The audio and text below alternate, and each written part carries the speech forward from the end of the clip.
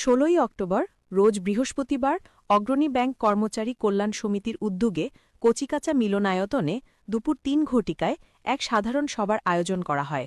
উক্ত অনুষ্ঠানে আরিফ হোসেন খান রনির সভাপতিত্বে প্রধান অতিথি হিসেবে উপস্থিত ছিলেন বাংলাদেশ জাতীয়তাবাদী শ্রমিক দলের কেন্দ্রীয় কমিটির সভাপতি আনোয়ার হোসেন।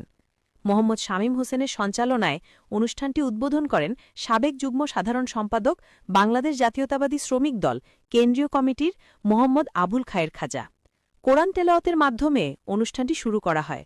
অনুষ্ঠানের প্রধান বক্তা হিসেবে উপস্থিত ছিলেন বাংলাদেশ জাতীয়তাবাদী শ্রমিক দল ঢাকা মহানগর দক্ষিণের সদস্য সচিব বদরুল আলম সবুজ। এছাড়া এই সাধারণ সভা অনুষ্ঠানে ঢাকা, টাঙ্গাইল, ময়মনসিংহ সহ বিভিন্ন জেলার ব্যাংকের কর্মচারী কর্মকর্তা উপস্থিত হন এবং ব্যাংকের বিভিন্ন অনিয়ম ও দাবি-দাবা তুলে ধরেন। অনুষ্ঠানে বিশেষ অতিথি হিসেবে উপস্থিত ছিলেন মোহাম্মদ রফিকুল ইসলাম, অর্থ সাধারণ সম্পাদক বাংলাদেশ জাতীয়তাবাদী শ্রমিক দল কেন্দ্রীয় কমিটি ও সভাপতি বাংলাদেশ ব্যাংকস এমপ্লয়িজ ফেডারেশন। বিশেষ অতিথি হিসেবে আরও উপস্থিত ছিলেন সাধারণ সম্পাদক বাংলাদেশ ব্যাংকস এমপ্লয়িজ ফেডারেশনের মোহাম্মদ আবুল বাশার প্রমুখ।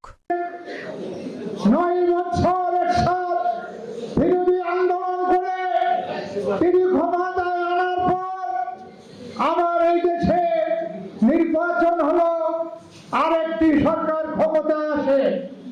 আসার পর থেকে ষড়যন্ত্র চক্রান্ত করে 111 সৃষ্টি করে আমাদের নেতা তারেক রহমানকে গ্রেফতার করে তার কোমর ভেঙে দিয়েছে।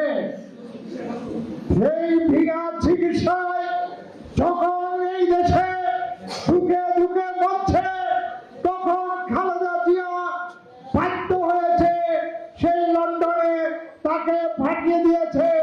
দীর্ঘদিন চিকিৎসা নেওয়ার পর এখনো পুরোপুরি চিকিৎসা হয়েছে কিনা আমি জানি না। আন্দোলন সংগ্রাম কিন্তু বন্ধ হয়নি, আমাদের আন্দোলন সংগ্রাম চলমান রয়েছে। ততদিন পর্যন্ত আমাদের আন্দোলন সংগ্রাম চলবে, যতদিন পর্যন্ত এই বাংলাদেশ থেকে বৈষম্য নিরসন করা না যাবে, যতদিন পর্যন্ত এই বাংলাদেশ থেকে এই স্বৈরাচার সরকারের যে দোষরা রয়েছে তাদেরকে উৎখাত করা না যাবে।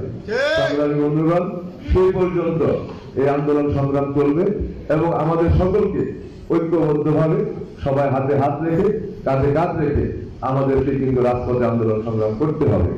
এখন কিন্তু আমরা আন্দোলনের আরেকটি জায়গায় এসে পৌঁছেছি। এতদিন ছিল আমাদের এই স্বৈরাচার সরকারকে পতন করার জন্য রাজপথে সভা, মিছিল, মানববন্ধন, বিভিন্ন কর্মসূচি। এখন আমাদের আন্দোলন সংগ্রাম চলছে আমাদের একটি গণতান্ত্রিক প্রক্রিয়া, এদেশে একটি গণতান্ত্রিক নির্বাচনের মাধ্যমে একটি গণতান্ত্রিক সরকার গঠন করা।